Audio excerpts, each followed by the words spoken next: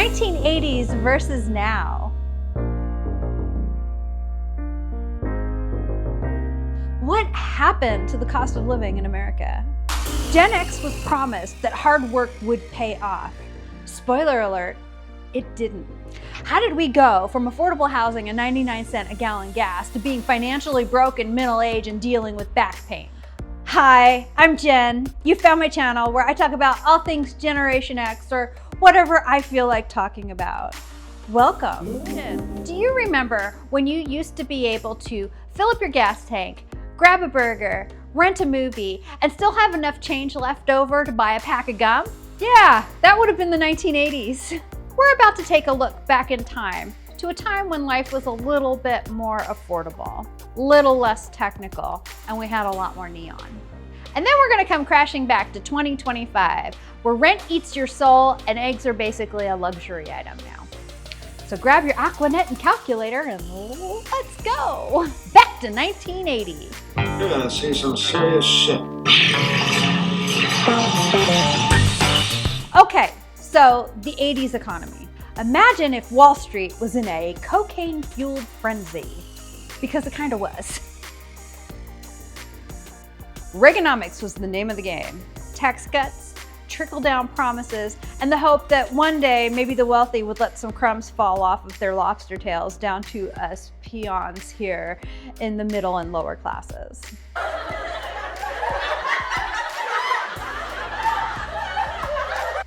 The median income in 1985, $23,500.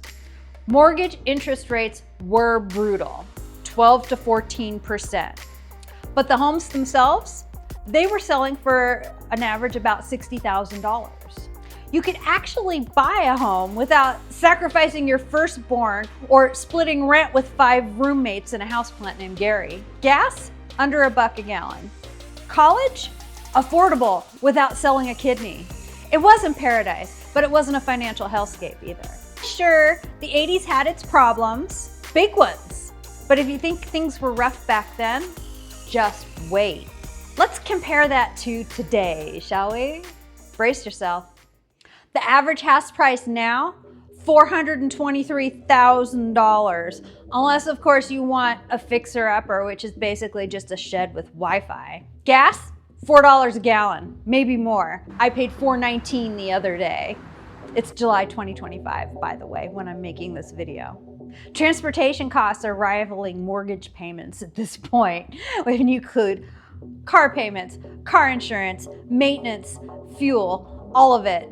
$1,000 a month, easy, just for transportation. Groceries? Don't even get me started. Bread used to be under $1 and now it's over $5 if you want anything that has any kind of nutritional value to it. And here's where it hits Gen Xers right in the wallet. We grew up on latchkey independence and the promise that if we worked hard and saved, that we'd be fine. Yeah, that didn't age well. We became adults in ages where the pensions were disappearing, where wages were flat, and job security pretty much is a pipe dream. Non-existent. College went from manageable to good luck paying off your student loans before you retire. To add insult to injury, many of us are supporting our baby boomer parents who partied their way all the way into their 70s. Multiple divorces and splurges on McMansions in the 1990s have left the baby boomers in a precarious spot in their elder years when they should be retired and living their best lives. They're struggling just to make their medical care payments, and they need the help of their kids if they expect to have any kind of quality of life at the end of life. Shows a staggering surge in the number of Americans turned caregivers for sick or elderly family members. 50% increase in home caregivers. What accounts for that jump? The number of years that we're living longer, but we're not living healthier. And so we have more medically complex people who are requiring care for their loved ones that's contributing to this crisis that we're experiencing today. Think of a woman named Ana Tris, who I met with in Florida. She has a mother who has dementia and who she loves dearly and wants to care for, but is facing issues in terms of the rising cost of financial burden that caregivers face, up to over $7,000 a year for many caregivers, to the fact that she has to now coordinate her mother's care. She has to use her own retirement savings to take care of her mother. So even if we could afford it, Gen X is too young to consider retirement at this point in midlife.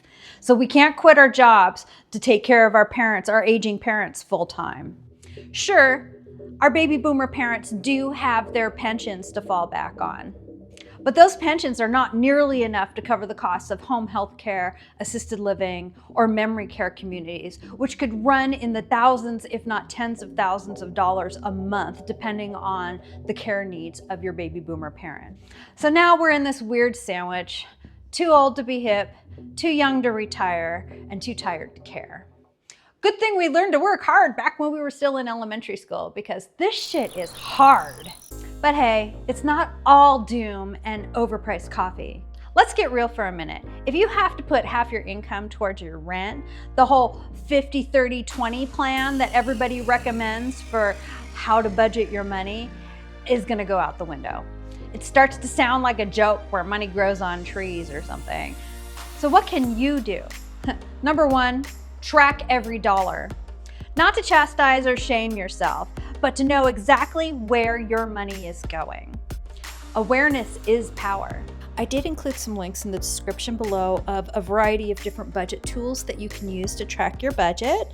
I prefer paper and pencil, but a lot of people prefer electronic tracking as well, so I included some links to those. I am an Amazon affiliate, and I do receive a small commission whenever you purchase something from one of my links to Amazon. Number two, slash what isn't essential without guilt. This is survival mode. If you need to pause savings for a month to cover rent, then do it. You're not failing, you're adapting. Number three, look for ways to increase your income. I know, it sucks, but even a small side gig can get you some financial breathing room. Sell a service, freelance, monetize that weird niche hobby. 4, food banks, utility assistance, sliding scale services. It's not because you're failing, it's because the system is broken. Use what's there. Number 5, team up if you can. Roommates, co-ops, shared childcare. We weren't meant to survive this mess alone. All right, so what about the next 10 years? What's coming down the pipeline for Generation X? Experts say things are changing fast and not in the way that we're going to like. Automation, AI, fewer traditional jobs, more gig work, more uncertainty. Housing, probably still ridiculously expensive, unless of course you're willing to live in a van down by the river. Bottom line, you're gonna need to be adaptable. I know change is hard. The older you get, the harder it gets to change, but we're Gen X and we've had to reinvent life at every stage so far.